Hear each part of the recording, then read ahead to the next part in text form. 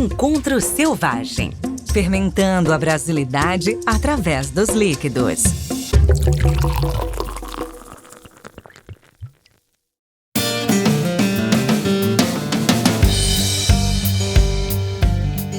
Boa tarde, pessoal de casa. Boa tarde, pessoal que está aqui nos acompanhando. E deixo a palavra com Bia Amorim e Eduardo Marcusso falando sobre a trajetória dos destilados, dos fermentados e tudo mais pelo Brasil. Fiquem à vontade. Olá, boa tarde. Esse é um tema que a gente já abordou no primeiro Encontro Selvagem do ano passado. E a gente também tentou trazer outros nomes aqui para fazer esse debate, mais num formato mesa redonda. Mas como o Brasil é esse país continental e de passagens aéreas um tanto quanto de difícil acesso, né? Mas acho que vai ser sempre um assunto que a gente vai retomar. Vai ser, como a Aline falou, né, hoje, são as culturas que vão se remodelando, são as tradições que vão sendo refeitas, renovadas.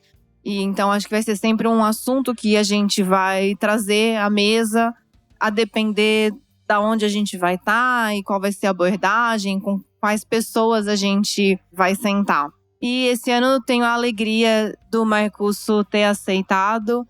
Eu sou fã do Marcusso antes de conhecer ele como pessoa. Eu acho que muitas pessoas aqui ouviram falar sobre a tese dele. Então o convite é para ele, como geógrafo, falar um pouquinho da perspectiva dele sobre o terroir na cerveja e toda essa construção. Então eu vou deixar ele falar e daí depois a gente vai debater um pouquinho, vai abrir para perguntas. Marcusso, por favor, se apresenta. Bom dia, boa tarde a todos. Primeiramente, obrigado, Bia. É um prazer enorme estar com vocês aqui na Tarantino, um lugar muito especial para a cena da cerveja. E esse encontro que é fundamental para toda a cadeia, né? De explorar essas cervejas mais complexas, essas cervejas que traz um pouco da identidade do Brasil. E é um pouco aí de que a gente vai falar aqui nessa mesa redonda, que é mais para uma mesa de bar, né? Dois aqui. Na mesa de bar sempre tem um mais agitado, então eu vou pedir licença para ficar em pé. Que eu trouxe aqui alguns slides, né? Como eu sou professor e tal, a gente gosta de um slidezinho. Para a gente guiar, trazer bem fundamentado, fazer uma conversa bem guiada com vocês para tentar contribuir nessa discussão de brasilidade, de terroir na cerveja brasileira. Então eu trago aqui essa ideia de trajetória etílica brasileira, né? Então casa muito com o que a gente viu de manhã, de tentar buscar as tradições alcoólicas brasileiras e ver por que a gente chegou até hoje, tendo 1.700 cervejarias, tomando 15 bilhões de litros de cerveja por ano, esse mercado gigantesco. Então a gente tenta trazer esse paralelo para entender o que é brasilidade, o que é a cerveja brasileira, como que isso se demonstra no terroir. Então rapidinho, né? Então a gente vai falar da brasilidade, da trajetória etílica brasileira, essa comida de verdade. Um colega até ali, né? Tem o choripã, tava uma delícia, mas o colega falou, não, preciso comer uma comida de verdade. O colega saiu, foi para um restaurante e tal. É um pouco que a gente vai tratar aqui também. Indicações geográficas, aí trago um pouquinho da minha formação, de o quanto isso pode ajudar nesse processo de identidade, né? As madeiras, que são fundamentais aí no processo, e questão do território e terroir, tá? Bom, selvagem como MJ, né? Seria, aí no caso, uma brincadeira com Michael Jordan, com o rei do pop. Não, mas é o nosso querido Michael Jackson. Ele traz uma frase que tá na minha tese e que encaixa perfeitamente no tema da mesa, que é brasilidade no copo e na mesa. Então ele fala, no mundo da comida e da bebida existe uma família abençoada com vida eterna, a dos fermentados. Há um apelo primitivo no que é gerado pela fermentação, a sensação de algo selvagem. Então ele resgata essa primitividade que as cervejas ácidas selvagens trazem. Então, brasilidade no copo, tem que entender, tem que dar um passo atrás e entender o que é brasilidade. Isso é bem complexo, né? O que faz o Brasil, da nação, da identidade. Quem é o brasileiro, quem que é a cerveja brasileira. Então, rapidinho passar por cima da construção da identidade nacional. Então, a gente trouxe uma busca incessante pela identidade. Como que você vai colocar a identidade no copo se você tem poucos artifícios para definir a identidade brasileira, né? O brasileiro, ele nasce dessa mistura que a gente sabe, mas tem vários processos complicados nessa construção. Então o Brasil passou independência, república, urbanização, industrialização, globalização, tudo em 150 anos. A Europa fez isso em 300, 400. É mais lento, gradual, mais fácil de você ir construindo isso, né? E a nossa construção vem de se afastar desses modelos. Não é a Europa que tem que dizer o que é, não é os Estados Unidos. O Brasil tem que construir isso. Isso vem de vários autores que tentaram ajudar a construir isso, né? Eu vou passar uma visão bem estratosférica dos intérpretes do Brasil. Então você vem desde uma discussão de tirar aquela ideia de que o Brasil é atrasado porque ele é tropical, ele é miscigenado. Seu Gilberto Freire fez lá atrás. Mas tem um problema de dizer que existe uma democracia racial. Não.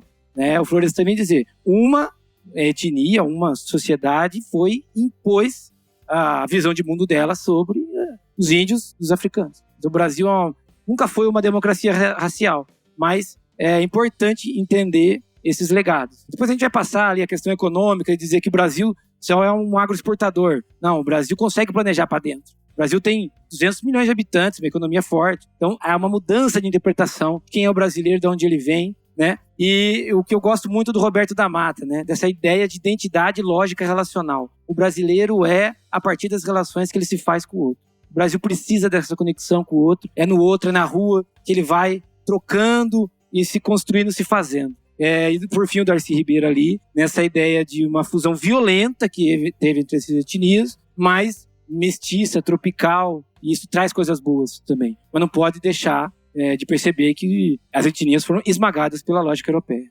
Então, essa é uma ideia que eu trago ali, né? Então ela é mestiça, tropical, ela é alegre, mas ela é sofrida, ela é arcaica, conservadora, mas é criativa. E essa fusão violenta traz esses aspectos. Então ela é radiante, é uma miscelânea cultural, mas ela é conservadora. Ela ainda é racista. Passando para a cerveja, copo, mesa, para ir construindo essa questão de identidade dentro do copo. Então a cerveja, na verdade as bebidas alcoólicas e a cerveja também, né? Elas têm esses aspectos em todos os lugares. Ela é o pão líquido, ela é inebriante, ela teve uma ação curadora, e os índios faziam isso bem melhor que a gente. E ela é o cimento da união. Eu gosto muito dessa ideia de ser o cimento da união. Então, como o brasileiro, a identidade se constrói nessa ideia sociológica de lógica relacional, a cerveja casa perfeitamente com essa necessidade de estar no outro, estar na rua, estar com trocas. Então, o lubrificante social que a gente fala bastante é de Durkheim, né? Então, é bom citar o pai da criança. E aí vem a ideia da trajetória etílica e as suas matrizes culturais. Então, o Brasil herdou das suas matrizes algumas preferências etílicas. Então, a gente tem essa ideia do cauim como indígena. O africano, por isso eu coloquei referências. O africano, ele não bebia cachaça porque ele gostava ou porque era uma preferência dele. Foi uma referência em termos de que ele foi usado como escravidão no ciclo da cana. A associação que a gente faz é uma associação que tem que ter bastante cuidado porque eles foram a etnia que mais sofreu no Brasil, porque eles foram retirados da sua pátria. Apesar dos índios sofrerem muito, também eles já estavam aqui. E aí a cerveja com os europeus. Então, cauinhos e cauinagens. Muito legal ouvir aqui falar o Luiz, que vamos fazer uma degustação com comidas brasileiras e cauim.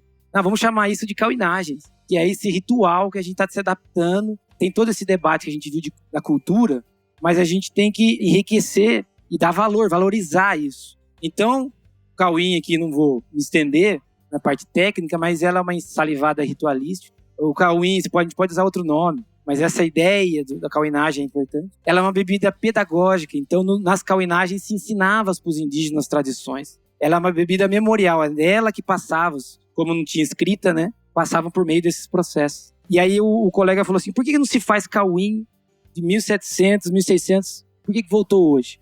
Nessa ideia da trajetória, a Igreja Católica chegou e percebeu, cauinagem, ela é pedagógica, ela é memorial, então se eu mato a cauinagem, eu mato a sociedade indígena. Porque você não tem a transmissão. O tecido social é rasgado. Como você não tem escrita, você não consegue resgatar isso. Aí fica facinho de você aculturar ele, facinho de se fazer ele, pegar o menino que não participou de cauinagem, porque ele nunca foi pra guerra, porque ele não passou o rito de passagem na tribo dele, pegar ele e catequizar ele. Só tem um Deus só, essa é a língua, porque eu vou tirar você da aldeia, tem água, tal, não sei o que, pano. A ideia do espelhinho e tal, não é o espelhinho. O espelhinho é só uma ideia para dizer, vou tirar ele, da sociedade dele, e impor a minha.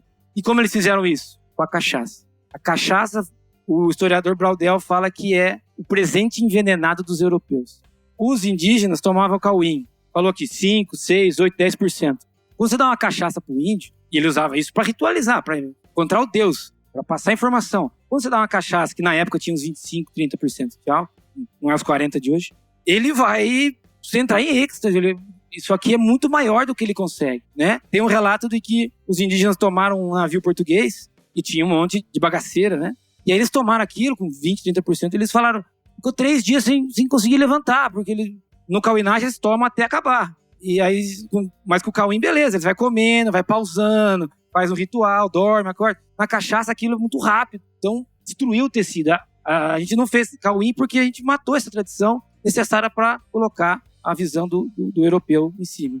Então, a cachaça com alma africana, porque os africanos deram a alma nesse contexto. A gente tem estatística de trocas de africanos por cachaça na África, na casa de milhões de pessoas. Pessoas sendo trocadas na África por cachaça. Chegava português, pegava cachaça, pegava índios, escravos negros na África. Então, cachaça ela não é uma preferência, mas é uma referência do povo que deu a alma para essa bebida. E ela é a que melhor simboliza o povo brasileiro nessa ideia de conjunção, porque a fermentação é dos indígenas, a destilação é dos portugueses, e quem fez foram os africanos, os canaviais e nesse processo. Então, a cachaça é um dos elementos que ajuda a entender essa identidade, que é o que eu vou buscar também de colocar ali na frente, nessa ideia de estar no copo. A cerveja então chegou pelos europeus. Então, a produção de cachaça no Brasil, ela sempre liderou. Em 1924, é a primeira vez que a cerveja tem mais produção do que a cachaça. E aí, depois disso, ele vai embora, nunca mais perde esse posto. Mais ou menos na faixa de 1 milhão de litros. E aí você teve, nesse processo, ainda você tinha pequenas cervejarias, as grandes fizeram um lobby para diminuir o imposto entre as grandes e as pequenas. Antigamente, a diferença de imposto é entre ale e lager. E aí as empresas de lager fizeram um lobby para que esse imposto caísse, ficasse um imposto só. E aí só veio lager, só ficou lager. Tinha 200 cervejarias no Brasil em 1940. Aí você teve essa queda de imposto, acabou as artesanais. Você só foi ter 200 cervejarias no Brasil de novo em 2010. 1940 a 2010. A gente perdeu aí 80, 90 anos nessa brincadeira, por causa de lobby, né? Então, é novamente uma imposição de um modelo único. Então, a trajetória étnica brasileira é essa ideia de você entender a identidade de cada etnia e colocar as bebidas no seu devido lugar, com as suas referências. Por isso que a gente tem essa ideia da cerveja sendo esse cimento da união. Captou essa ideia do cauim, da cachaça, pegou carona. Então hoje a gente só bebe tanta cerveja porque a gente teve esse processo de sucessão. Hoje é a paixão nacional. Então, indo pro prato. Nosso prato é cascudo nessa ideia do Câmara Cascudo, que é o maior pensador da alimentação brasileira. E aí, ele vem nessa ideia de construir a identidade brasileira. Ele vai falar, a alimentação é um pilar da construção da identidade brasileira, né? E aí ele vai descrever isso imensamente. De trazer essa tradição, de valorizar essa tradição. Quando a gente está falando do cauim também, é isso. Tem essa questão cultural que a gente tem que tomar cuidado, mas tem que fazer essa valorização, esse resgate. E como a cultura, ela emigra, a cultura é mutável, a civilização brasileira não. Essa está calcada nos seus pilares, e o que vai dar para ela permanência é essa questão das tradições e das identidades. Por isso que é importante de resgatar isso, colocar na mesa e no copo. Então, só uma brincadeira para vocês, assim, do Brasil, dessa mutação, dessa mistura, como é que o Brasil faz no prato, né? Você tem a pizza na Itália e a pizza no Brasil. Não sei se vocês estão vendo, mas tem um galetinho de frango no meio da pizza. E o Brasil faz isso, ele transforma. O estrogonofe na Rússia e no Brasil, né? Meio que um ensopado vira uma batata palha ali, show de bola. O hambúrguer nos Estados Unidos, eles almoçam isso, né? E a gente é mais um lanchão à noite e tal, é outra pegada. Comida japonesa então nem se fala, os caras vendendo sushi no copo aí. O hot dog, nossa, é aquele, tem tudo lá dentro, né? É o dogão da noite. Os churros, o Brasil também transforma tudo, melhora muitas vezes. Os puristas vão achar que não, mas eu prefiro um pouco essa mistura. O croissant, então, os franceses, não sei se tem algum francês aí, meu Deus do céu. É uma ofensa o croissant recheado, mas é bom também. PF é a identidade do brasileiro na mesa. A gente já viu cervejas com arroz e feijão e tal, às vezes não fica... é difícil você conseguir conciliar isso dentro da cerveja. Mas essa ideia aqui não vou dar fórmula para vocês, mas trocando ideias para ter alguns insights, vocês pensarem nisso, né? E o arroz e feijão é típico da brasileira, mas olha como é interessante pensar que o arroz é um símbolo da alimentação nacional, ninguém discute, mas o arroz, ele é da globalização. O arroz não é nativo, o feijão é. Tanto é que quando o Câmara Cascudo fez o seu livro na década de 50, 40, O prato nacional brasileiro era feijão com mandioca, com farinha de milho e farinha de mandioca. E aí trocamos a farinha de mandioca e do milho, que é nativo nosso, pelo arroz, que é uma coisa de fora. Então o Brasil é isso, ele tem na raiz e tem de fora. Então a gente tem que valorizar o quê? A nossa raiz, porque o de fora ele vai chegar. A globalização vai entrar. Os estilos vão vir, as escolas vão vir. Agora qual que é o nosso? Temos que ir na nossa identidade, na nossa raiz, para achar esse tipo de coisa.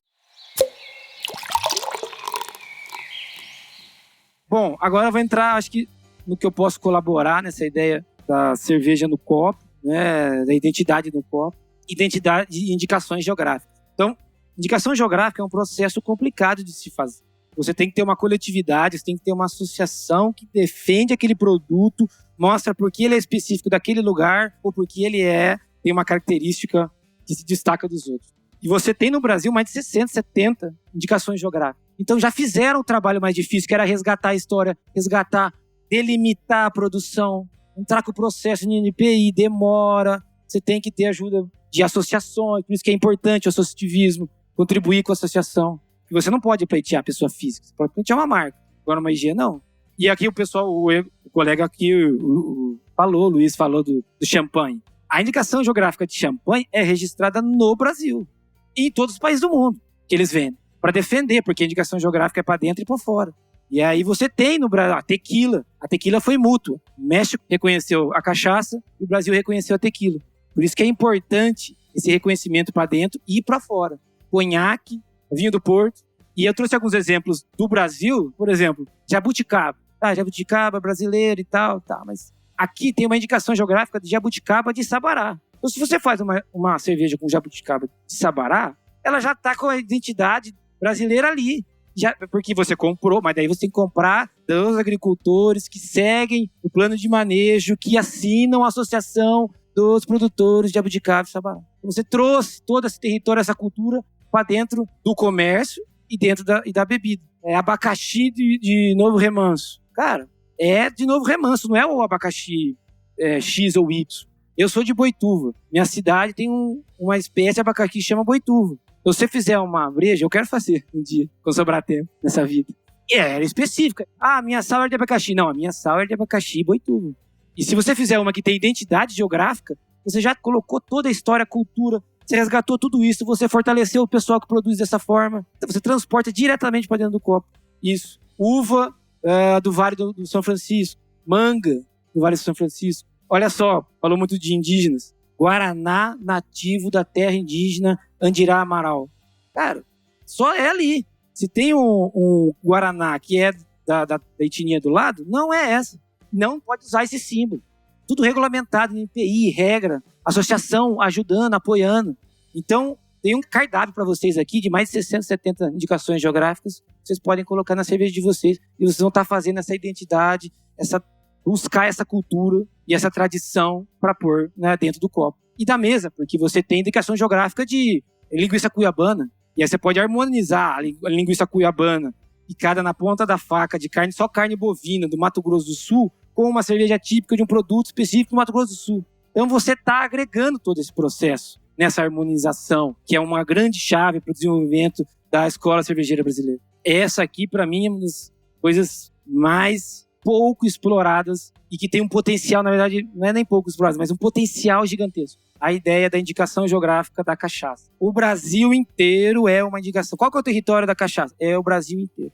Um destilado do fermentado da garapa, da cana, ele só pode ser chamado de cachaça se ele for produzido no Brasil. Se alguém fizer isso lá na Indonésia, dá outro nome. Cachaça é só no Brasil. Então você já tem isso com decreto presidencial. Aqui não vai mudar, né? As indicações geográficas também.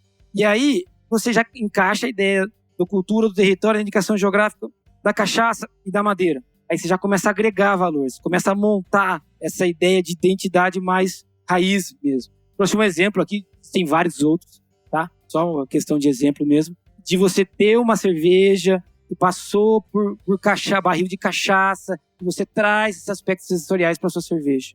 Você tem aqui, ó, o Projeto Tanô lá de Brasília, coloca madeira em tudo, até na Pilsen. E aí tem todo um estudo. Esse colega, chama até Eduardo também lá de Brasília, ele fez um mestrado para entender a troca da madeira, usando madeiras nacionais, não só o carvalho americano, o francês. Os colegas do Devaneio também usando a questão das barricas. Então você vai criando um corpo. Ali o projeto anterior é mais chips e tal, né? Mas usa a barrica também. Mas a barrica com o selvagem. Aí você está agregando mais coisas. Você tem a cultura, você tem o processo, tem a madeira, aí você tem o selvagem. Aí você está complexificando, você está trazendo mais características culturais e de processo dentro do...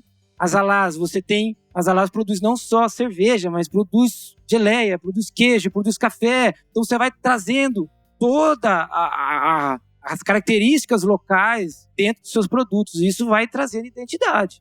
Cervejaria rural, né? A Zapata lá no Rio Grande do Sul, trazendo o quê? Trazendo o meio ambiente, trazendo a questão da geografia dentro do seu processo. Porque você tomar uma cerveja aqui, no meio da floresta, no meio do rural, é diferente de você tomar uma cerveja nas grandes cidades, tomar uma cerveja numa pequena cidade do interior. Essas coisas vão trazendo características para resgatar essas identidades. Nosso colega Diego, com a coisa ali também, trazendo as histórias. Cada garrafa tem uma história. A praia do meio, porque tem um horário, porque não sei o quê. Aí eu vou pegar a levedura e vou isolar. Aí eu chamo de territorialidades, né? Eu não vou entrar muito na ideia do territorialidade, que é mais uma palestra que eu já dei para a Abracerf, foi bacana, junto com o Giba, com a própria Bia, online, né? Era em tempos de pandemia, hein? Mas depois a gente pode abrir para perguntas e explorar um pouco isso mais. O lançamento agora de 5 regiões, 5 cervejas, cada uma com um elemento regional. Então você tem maracujá do mato e alecrim. A outra é com mangaba, pimenta do macaco. Caju e siriguela, essa deve ser muito boa. Cerola, bergamota, né? A famosa mexerica. Aí tem um grande debate. É bergamota, mexerica? Isso, olha lá, a Gabi já falou, é bergamota. Os gaúchos fazem muito bem isso, que é manter a sua tradição e, não, vai ser isso e eu vou colocar um CTG na sua cidade. CTG é isso. Bom, por último, essa ideia do território, que é um pouquinho da minha tese, mas aqui eu passei um pouquinho pro lado, que é essa ideia de criar um território, né? Então você pode usar insumos, você pode usar cultura, mas você pode criar um território em torno da sua cerveja. Criar um território relacional nessa proximidade com os produtores de insumo, com os consumidores, de fazer evento, de trazer a cultura para dentro do processo, de isolar as cerveduras selvagens, colocar as madeiras da região, nacionais, parar de ficar importando carvalho francês, lindo, maravilhoso. Mas, faz uma cerveja com uma amburana, passado na cachaça. Esse que eu acho um grande trunfo. Se passou com a cachaça, e a cachaça é uma indicação geográfica brasileira, você está aportando elementos da indicação geográfica dentro da sua cerveja que só existe aqui. E cachaça é a indicação geográfica do Brasil. Então eu acho isso muito válido. Barrica nacional, cachaça e cerveja. Você traz toda essa identidade para dentro do copo. E por fim, essa ideia do terroir, da Mena em Poeira, projeto fantástico, tá de parabéns. Eu não provei, mas tô doido para experimentar. E fechando essa ideia do terroir, sendo todo esse complexo que a gente falou aqui de identidade, cultura, território, tudo dentro do processo de trazer as identidades, as leveduras e colocar dentro do copo e do prato. Eu acho que era isso, meu contato está aí, depois fico à disposição e aí eu devolvo para a Bia. Não é mesa de bar não, porque você não tomou nenhum golinho enquanto você falava. Eu gosto muito desse olhar que você faz tão macro, né? E que a gente poderia, acho que para cada mesa que a gente tem aqui, para cada palestra, a gente poderia passar mais uma semana debatendo e puxando cada um dos fiozinhos que poderiam sair disso. E eu acho que o Encontro Selvagem, ele tem muito esse olhar que exatamente a gente está falando de micro-organismos, exatamente a gente está falando de como construir identidade, né? No programa do Braçagem Forte, o Kitó fala umas coisas muito interessantes e ele fala o que vale é o que tá no copo. E aí tem uma discussão, né, sobre que o Diego tava falando que eu mandei minha cerveja lá para um concurso europeu na categoria, não sei se foi Lambic ou Gueuze, e ele ganha uma medalha. Aí o Kitó fala assim pra ele: aceita, cara, é um elogio. Você enganou o jovem europeu com a tua cerveja, né? E aí o Diego fala: não, mas tá errado. E aí também o que eu queria te perguntar é isso. Vale o que tá no copo ou vale tudo que transborda o copo para além do sensorial? Porque nada do que você falou aqui é específico de sabor, de qualidade, de isso tem gosto nacional. E é claro, a gente passa aqui no final por algumas cervejas que têm ingredientes nativos, né? Mas para além do sabor, vale o que tá no copo ou vale o que transborda do copo? Porque tem o consumidor que ele quer tomar a cerveja e falar, que gostoso. E tem o consumidor que toma a cerveja porque a cerveja veio de tal lugar, porque ela tem tais ingredientes. E a gente hoje vê escolhas de eu vou colocar na Amburana e não no carvalho americano ou francês. Eu queria um pouco ouvir disso, dessa coisa do fake news do copo, onde a gente imita algo e vale o que tá no copo. O que vale? Bom, excelente pergunta, né? Eu não tenho uma resposta, mas eu posso perguntar em cima da pergunta. Eu acho que, é claro que a questão organoléptica, digamos assim, o sabor, dos aromas, isso é fundamental. Poucas pessoas são viciadas em chá de boldo, mas ao mesmo tempo é muito bom, tem a sua função. Porque também essa questão do gosto é uma construção. Então, o Brasil é IPA. Existe a ideia do IPA. Depois veio a questão de cervejas extremamente alcoólicas, 10, 12, 15, ácidas. E aí, isso foi uma construção, é uma forma de vender. E é claro que isso importa, você gostar do produto, ele ser bem feito. Essa ideia de você produzir algo que você planejou aquilo, saiu aquilo e tá ótimo, o pessoal tá gostando e você tá vendendo. Mas eu acho que o que traz essa ideia de brasilidade no copo, que é o nosso tema, é isso que você falou, da história por trás do produto. Porque para você fazer uma Weiss, os alemães fazem isso há mais de 1000 anos. Dificilmente você vai fazer uma Weiss, não melhor, mas que, sabe, tem que ficar correndo atrás de um negócio que não vai alcançar. Agora, se fizer uma Weiss que tem uma identidade, uma história, é o trigo do Cerrado, que é uma mutação genética que a Embrapa ajudou, que aí tem o pessoal tradicional que planta, e aí tem uma comunidade, ou tem uma indicação geográfica do trigo do Cerrado. E aí você vai agregando história, e aí você consegue vender, você consegue encontrar. Eu acho que tem que ser um caminho paralelo, porque a gente tem que massificar isso. Não dá mais para ficar só vendendo nicho do nicho do nicho do nicho do nicho. É importante? É, mas a gente tem que diversificar. O cara tem que chegar na prateleira e pra praia, vamos descer pra Santos aqui, ó, feriadão. O cara vai lá na prateleira, 5, 6, 4, 30. Não é todo mundo que tem dinheiro pra pagar. E aí, se você baixar pra 12, isso, com reforma tributária, com a ajuda das associações, pleiteando benefícios pros pequenos, se chegar a 12, o cara, 6, 12, essa aqui eu vou beber 2 por 1, mas essa aqui tem mais álcool, tem mais aroma, não vai ser cerveja gelada, beber. Então, é um processo muito longo que eu acho que tem que caminhar dos dois lados. Do lado do nicho, da especificação da identidade e o lado da popularização, para a gente realmente ter um mercado de cerveja artesanal sustentável. Chega lá a 5, 10% do mercado. Muito bom.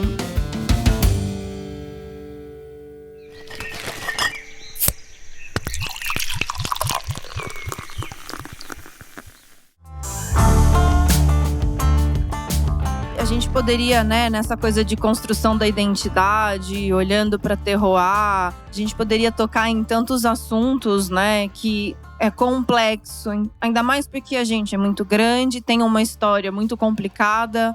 Para você, hoje, o que é o futuro da cerveja com identidade brasileira?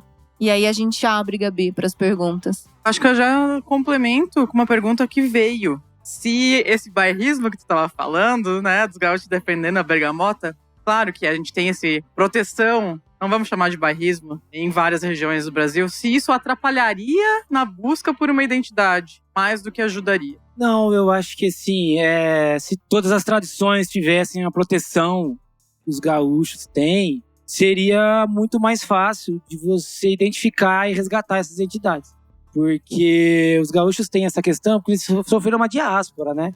Eles saíram lá das pequenas propriedades, foram oeste do Paraná, oeste de Santa Catarina é gaúcho, oeste do Paraná, vai subir no Mato Grosso, os caras estão lá no Amapá, né? Comprando terra no Paraguai, quer dizer, é mais uma questão de diáspora do que de bairrismo, né? Você tem aqui perto, sem tradições nordestinas, é aqui perto. Então, se todo mundo protegesse a sua tradição, isso seria fantástico pro Brasil. A gente tem que ficar resgatando, porque senão vai morrer, né? Porque o Brasil é muito grande, falta política pública, falta sensibilidade do mercado, porque às vezes é só dinheiro correr atrás de lucro, né? O capitalismo, globalização, tudo isso atropela, né? Mas eu acho que esse tipo de resgate e proteção, nessa ideia de paralelo, é a vanguarda da brasilidade no copo. Então, o Brasil vai criar essa identidade se na vanguarda a gente tiver essa proteção, esse resgate, culturas, leveduras, madeiras, e a reboque você vir trazer na popularização da artesanal. Então, porque hoje é muito mais fácil você pegar pro seu colega e falar, toma essa sour, do que há 10 anos atrás. Era muito mais agressivo, azedo, e aquele negócio do gosto, os caras, tá estragado, isso aqui tá estragado. Vocês já passaram por isso. Toma essa, não, isso aqui tá estragado. E hoje não, hoje você tem sour com frutas leves, essa cerveja é muito forte, eu vou ficar bêbado. Tem menos álcool que a Brahma. Você vai quebrando os paradigmas. Então, na vanguarda, trazer esse resgate, identidade, cultura, madeira, levedura, e a reboque você trazer popularização. Acho que esse que é o caminho que vai fortalecer o mercado como um todo e a gente ir conquistando cada vez mais espaço, representatividade para dentro e para fora, né? Para fora é fundamental. Não só, então, né, a questão de cultura, sabores, mas como você falou, de políticas, né? Acho que a construção, ela, para além das questões do copo em si, né? Então vamos abrir para perguntas.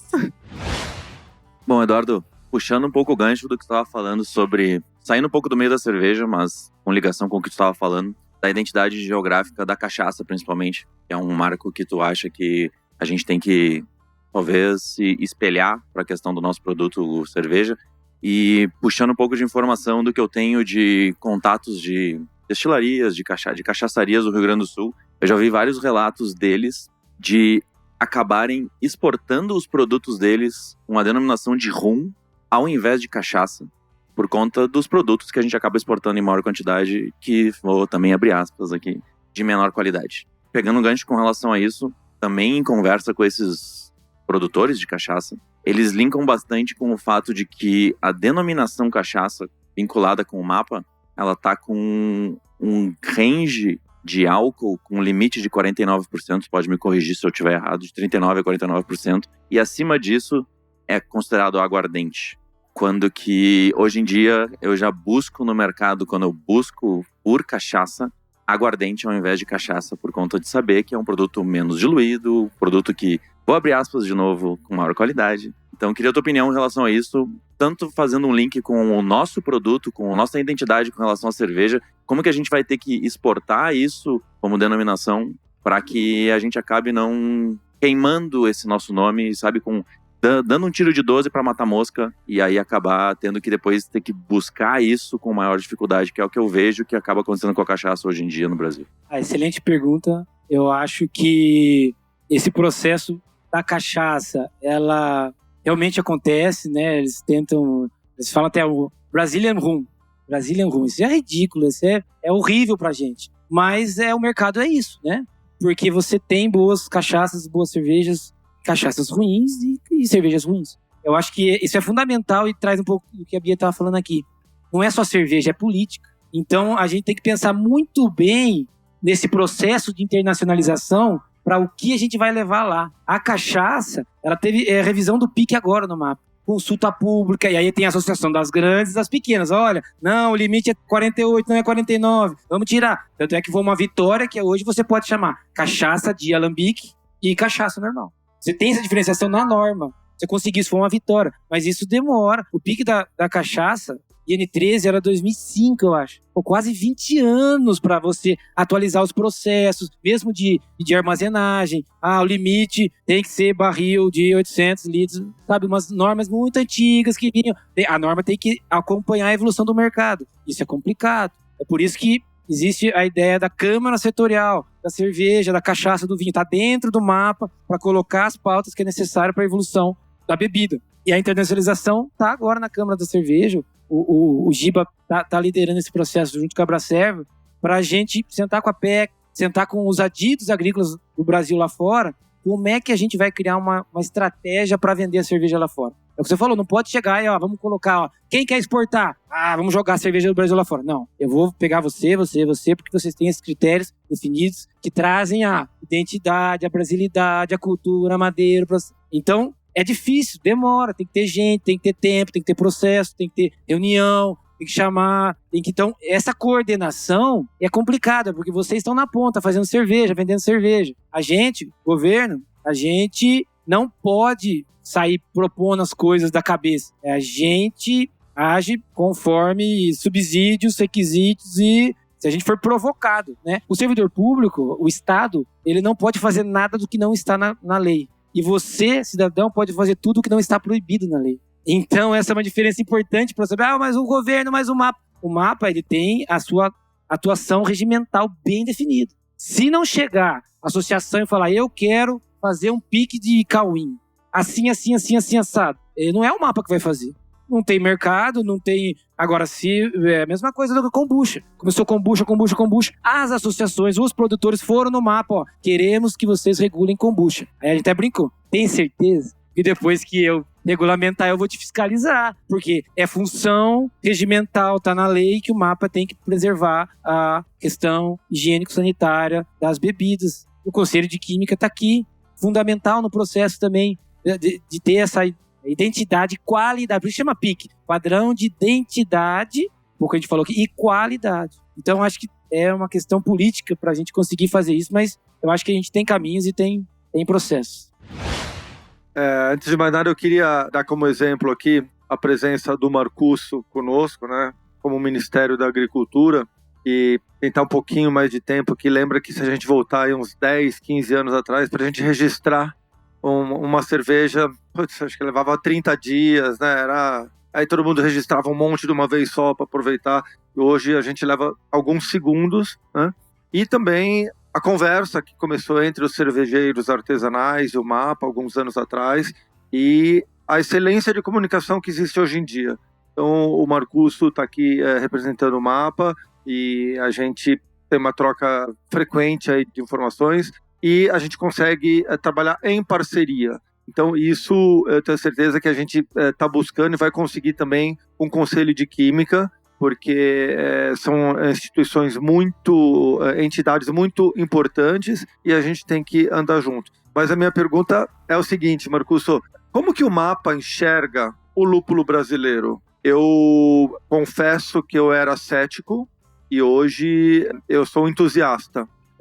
Toda semana eu venho estudando, inclusive aqui na Cervejaria Tarantino, a primeira experiência não foi positiva e a gente retornou esse ano com ótimos resultados. Agora, eu vejo muita gente motivada e eu fico me perguntando, né, assim, todo mundo fala do Comet brasileiro. Agora, acho que a gente vai ter um Cometa brasileiro, né, um lúpulo realmente nosso, né? Como que o mapa enxerga esse movimento do lúpulo? Obrigado, Giba. Eu acho que é fundamental essa troca, né? E especificamente da pergunta, o Brasil ele tem uma estrutura de política agrícola muito bem desenhada, principalmente para as grandes. Isso que é um problema, né?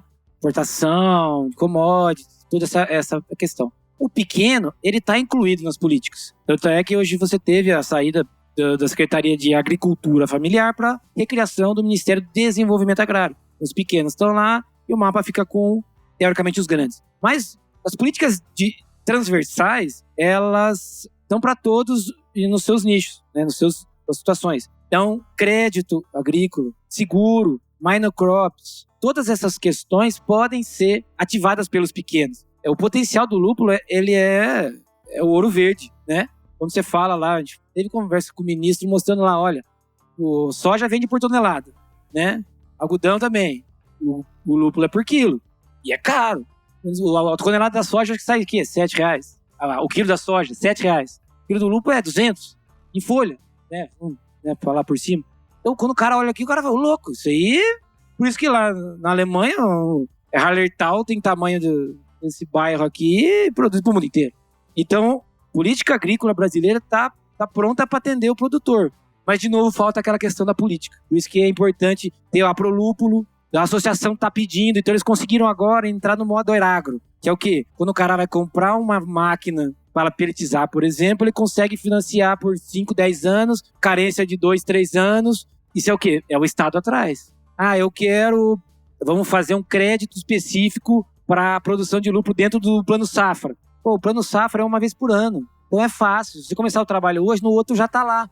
O produtor de lúpulo pode captar crédito para pagar daqui 10 anos, com carência, com os juros reduzidos. Hoje os juros não dá para comprar nada a longo, 13%, dá. Mas o plano safra, você consegue pegar por 8. De 13 para 8, quem que paga essa diferença? É o Estado, somos nós. Então, se paga para soja, paga para o lúpulo. Só que o lúpulo precisa ir lá e por isso que é importante o associativismo. Se não tiver alguém, como eu falei, o Estado faz o que é de sua competência e se ele for provocado. Se ele não for provocado, ele dificilmente vai ir atrás do produtor para vamos aqui.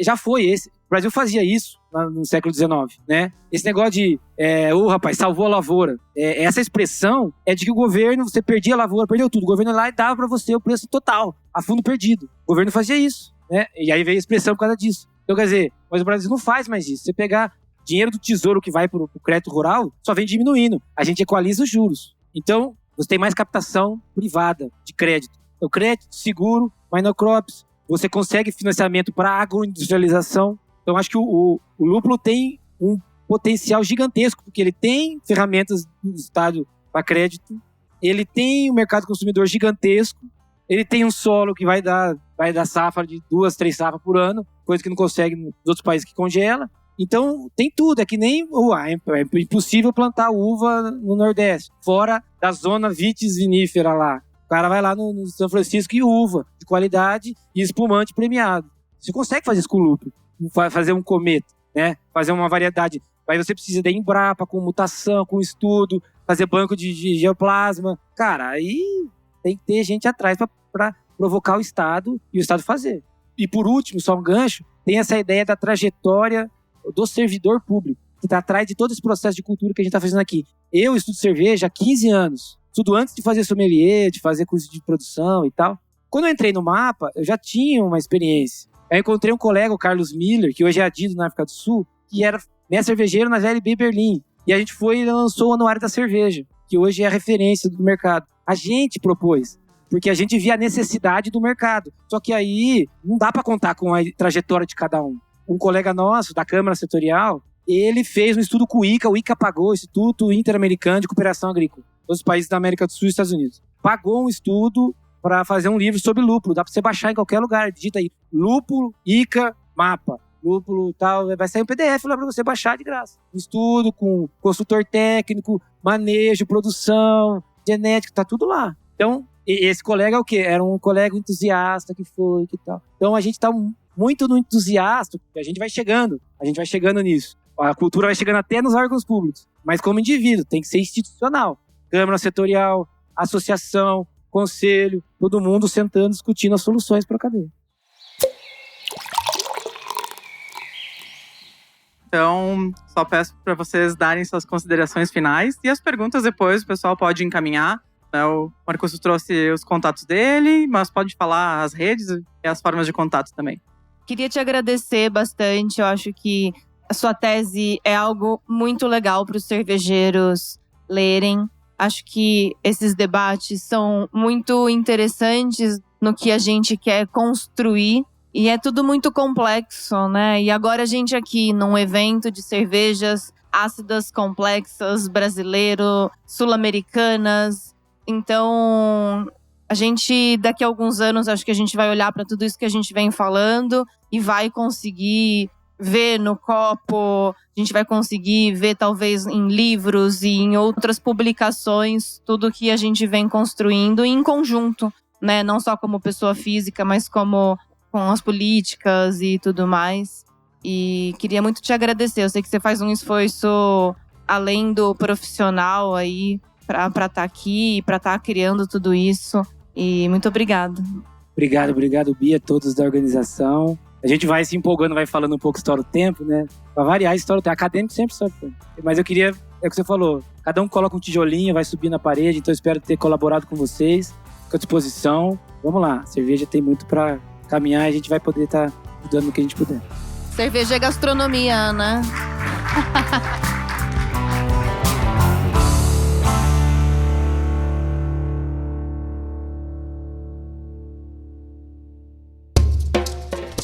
Encontro Selvagem é um programa realizado pelo canal Surra de Lúpulo, Abracerva, e com apoio nesta temporada do Conselho Federal de Química, CFQ.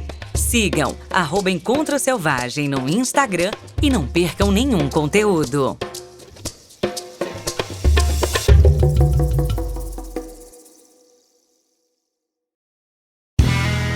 Este podcast foi editado por Play Áudios.